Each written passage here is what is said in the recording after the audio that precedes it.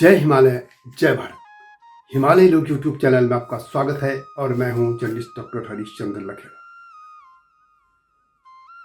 भारत में हिंदू लोग अपने तीर्थ स्थलों को किस तरीके से पहले से वो गंदगी के ढेर बना चुके थे, लेकिन अब जो युवा पीढ़ी के कंधों पर देश निर्माण का एक बड़ा जिम्मा रहता है, वही लोग अपने धार्मिक स्थलों को कैसे अश्लील के अड्डे बनाते जा रहे हैं।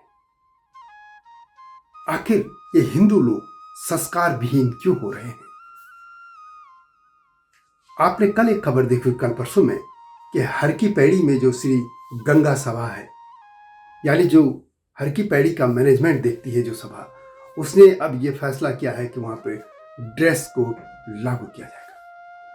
क्योंकि ये शिकायतें आ रही थी पहले तो कि लोग अश्लील तरीके से वहां नहाते हैं, रील बनाते हैं, वीडियो बनाते हैं, लेकिन अब तो एक युवक और युवतियों के एक झुंड ने वहां पे जिस तरीके से वहां पे वीडियो रील बनाने की कोशिश की एक गाने पे, उससे मामला गर्मा गया। लेकिन सवाल ये है कि आखिर ये सब प्रतिबंध हिंदू अपने आप खुद पे क्यों नहीं लगाते? आखिर वे कौन लोग जो ऐसे संस्कार विहीन बच्चों को पैदा कर रहे हैं? आखिर ये कौन से संस्कार विहीन लोग हैं जो केदारनाथ जी में भी यही काम करते हैं, बद्रीनाथ जी या देश भर में यही रील बना रहे हैं? आखिर ये यूट्यूबर और रील्स बनाने का जो पागलपन सवार हो गया है, इसका इलाज क्या है? या पूरे सनातन सभ्यता को सोचना होगा, हिंदुओं को सोचना होगा, हिंदुओं के धर्माचार्यों को सोचना होगा, सरकारों को सोचना होगा, समाज को सोचना होगा, और खासतौर पर उत्तराखंड की सरकार को भी सोचना होगा। जी हाँ, इसी मुद्दे पर मैं आज आपसे बात करूंगा, लेकिन आपसे अनुरोध है कि इस चैनल को यानी हिमालय लोग को सब्सक्राइब अवश्य कर दीजिए। आप देख रहे होंगे कि लगातार जो धार्मिक स्थल है उनको पहले ही पर्यटन स्थल में बदला जा रहा है, और इसमें सरकारें भी शामिल हैं। आखिर क्या जरूरत है कि केदारनाथ जी, बद्रीनाथ जी के लिए हेलीकॉप्टर सेवा ऐसी करने की जरूरत है? आपको धार्मिक तौर पे जाना है तो कुछ कष्ट भी तो सहना होगा। आखिर इतनी चौड़ी चौड़ी सड़कें धार्मिक स्थलों को क्यों जोड़ रही है?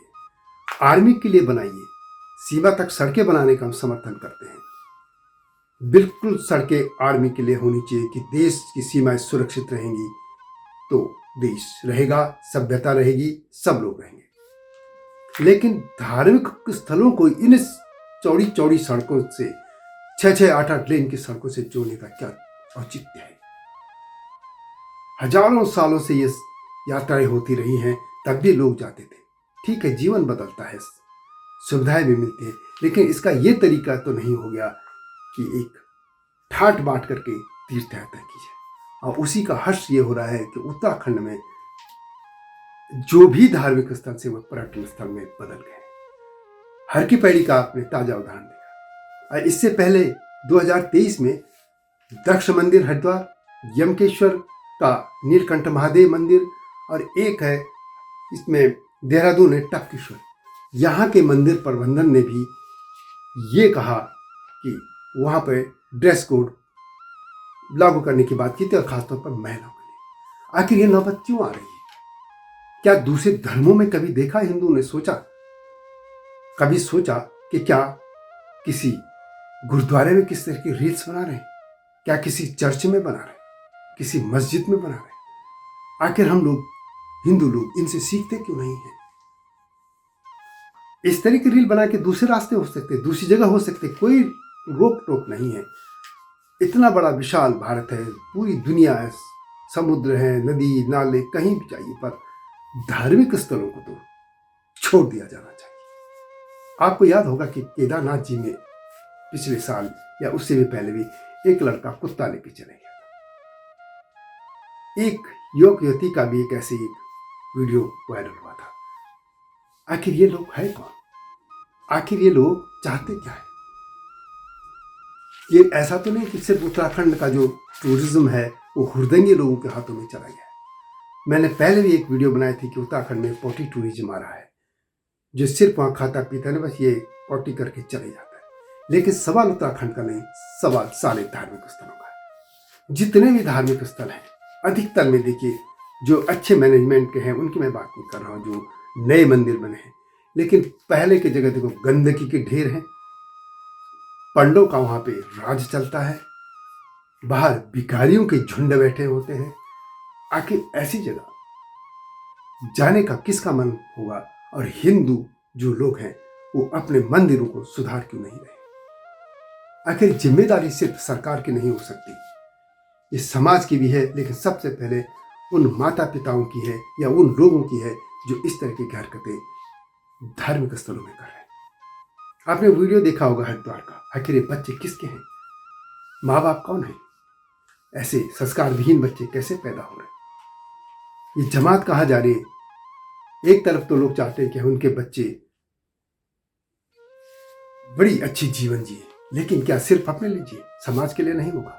यानी यह है कि जो भी क्रांतिकारी हो दूसरे के घर में हो, उनके घर में नहीं। अब इसमें देखिए कुछ बातें क्या है कि जब से ये रील्स बनाने का या वो वीडियो बनाने का दौर आया है, तब तक उत्तराखंड के भी यूट्यूबर इसमें शामिल हैं, वे भी दोषी हैं। वो ऐसी ऐसी जगहों को दिखा रहे हैं जिनको दिखाए जाने की जरूरत नहीं है। यानी पूरा जो वहाँ पर्वत लोग कुछ छुपी थी सभ्यताएं, जो अच्छी चीजें छुपी थी, उनको सारे के सारा सामने रख दिया गया है। इसके अलावा एक ऐसी लॉबी आ रही है, खासतौर पर नेपाल से भी आ रहे लोग, जो ये दिखाने वहाँ पे झूठी वीडियो बनाते हैं कि बद्रीनाथ जी, केदारनाथ जी या जितने भी वहाँ मंदिर हैं वो पहले बौद्ध मठ थे। इनके पास कोई हिस्ट्री नहीं और झूठे बना रहे। इसके अलावा एक जातिवादी समूह आते हैं जो कहते हैं कि पहाड़ के लोगों में तो इतनी ज़्यादा जातिवाद है, पता नहीं क्या बोल जाते हैं। इस तरह के यूट्यूबर या जो ये रील बना रहे हैं, उन पर नियंत्रण रखने की जरूरत है। और अब बात आते हैं सरकार पर। आखिर जब इस तरीके के मामले आते हैं तो सरकार ऐसे लोगों के खिलाफ सख्त कार्रवाई क्यों नहीं करती? पुलिस प्रशासन क्या कर रहा है? और उत्तराखंड में तो उस पार्टी की सरकार है जो हिंदुओं की एक रक्षा होने का दावा करती है, और उसी के राज में इस तरीके के काम हो रहे। आखिर की कैसे बनोगे? हरिद्वार के हर की पैड़ी में एक पक्ष तो ये है कि यहाँ आप डांस कर रहे हैं, रील्स बना रहे हैं, ठीक है, लेकिन दूसरी तरफ ये भी देखना होगा। मैंने पहले भी एक बार कहा था कि आप शाम के वक्त चली जाइए वहाँ पे जब आरती होती है तो वहाँ पे इतनी बड़ी संख्या में जूते चप्पल गिरे होते हैं, उसकी कोई व्यवस्था क्यों नहीं हो पा रही है? क्या किसी आप गुरुद्वारों से हम क्यों नहीं सीखता हिंदू समाज? वहाँ पे एक छोटा सा उन्होंने बना तो रखा है, लेकिन वो छोटा पड़ता है। क्या कोई ऐसी टेक्नोलॉजी या ऐसी नहीं है कि जो कुछ इतने लोगों के जूते को रखने का इंतजाम हो? एक छोटे इंतजाम की मैं बात कर रहा हूँ। आखिर लोग सुधरेंगे कब? और ये क्या सिर्फ उत्तराखंड के लोगों की जिम्मेदारी है कि वो नदियाँ भी बचाए, जंगल भी बचाए? क्योंकि वहाँ पे जो दिल्ली और खासतौर पर दिल्ली, हरियाणा, पश्चिम उत्तर प्रदेश का जो पर्यटन जा रहा है, उसको लेकर पुलिस की भी शिकायत है कि सबसे ज्यादा उदंड लोग इन्हीं जगहों से आ रहे हैं। पूरा नदी को, नालों को, पहाड़ों को प्लास्टिक और अन्य कचरे से लोग भर जा रहे और फिर ऐश करके आ जा रहे हैं। आखिर कैसा ये टूरिज्म डेवलप हो रहा है और धार्मिक स्थलों को क्यों पर्यटन स्थलों में बदला जा रहा है?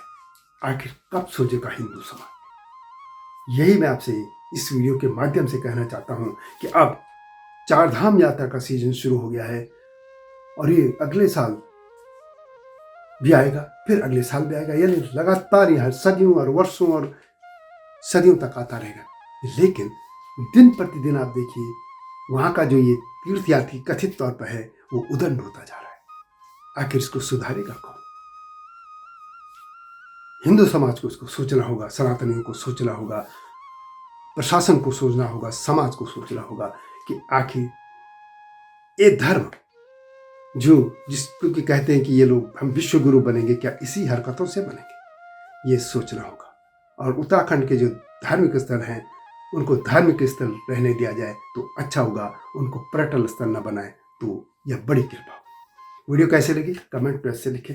मिलता हूँ जल्दी नई इसी तरह के मुद्दे के साथ आपके सामने आऊँगा। तब तक जय हिमालय, जय भारत। हिमालय पे पेड़ हो तो गीत गाएंगी नदियाँ, गीत गाएंगी नदियाँ। पेड़ों पे चिड़िया है तो गीत गाएंगी नदियाँ, पेड़ों पे चिड़िया है तो गीत गाएंगी नदियाँ। माँ की लोरी जैसे होते हैं नदियों के गीत।